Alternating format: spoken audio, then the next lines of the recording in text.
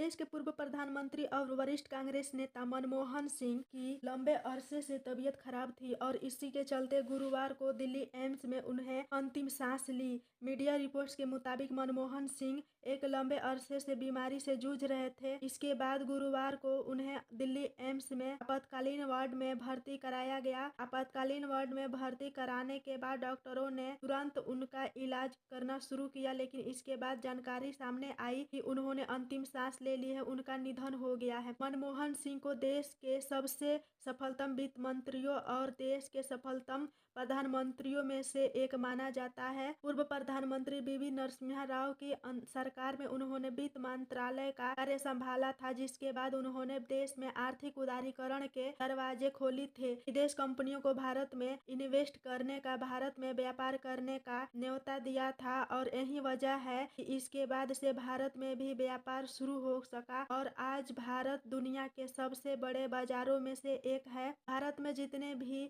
वित्त मंत्री हुए हैं, इनमें से मनमोहन सिंह को सबसे सफल वित्त मंत्रियों की सूची में अव्वल दर्जे पर गिना जाता है। इसके बाद साल 2004 में वे पहली बार देश के प्रधानमंत्री बने और 2014 तक लगातार 10 साल तक वे प्रधानमंत्री बने रहे। खास बात यह है कि उनके प्रधानमंत्री तत्व कार्यकाल के दौरान एक भी बार उनके खिलाफ अविश्वास प्रस्ताव नहीं आया था। उन्हें कई अहम फैसले लिए थे। वे कुल 33 साल तक देश के उच्च सदन के सदस्य रहे और इस साल अप्रैल में राज्यसभा से सेवानिवृत्त हुए थे। साल 1998 से 2004 तक राज्यसभा में वे विपक्ष के नेता भी रहे। उनके निधन पर प्रियंका गांधी वाड्रा के पति रॉबर्ट वाड्रा ने एक ट्वीट भी किया। उन्होंने लिखा, पूर्व प्रधानमंत्री मनमोहन सिंह जी के निधन के बारे में जानकर मुझे गहरा दुख हुआ। उनके परिवार और परिजनों के प्रति मेरी संवेदनाएं। हमारे राष्ट्र के प्रति आपकी सेवा के लिए धन्यवाद। देश में आपके द्वारा लाई गई आर्थिक क्रांति और प्रगतिशील बदलावों के लिए आपको हमेशा याद किया जाएगा। बताया जा रहा है कि शुक्रवार को कर्नाटक में होने वाली कांग्रेस नेतृत्व की रैली को पूर्व प्रधानमंत्री डॉक्टर मनमोहन सिंह के निधन के बाद रद्द कर दिया गया है। कांग्रेस का पूरा नेतृत्व दिल्ली पहुंच रहा है। मनमोहन सिंह ने जून 1991 में तत्कालीन प्रधानमंत्री वी नरसिम्हा राव के नेतृत्व वाली सरकार में वित्त मंत्री के रूप में शपथ ली थी और इसके बाद 4 महीने के बाद उन्हें पहली बार राज्यसभा में उन्होंने प्रवेश किया था। तब से लगातार वे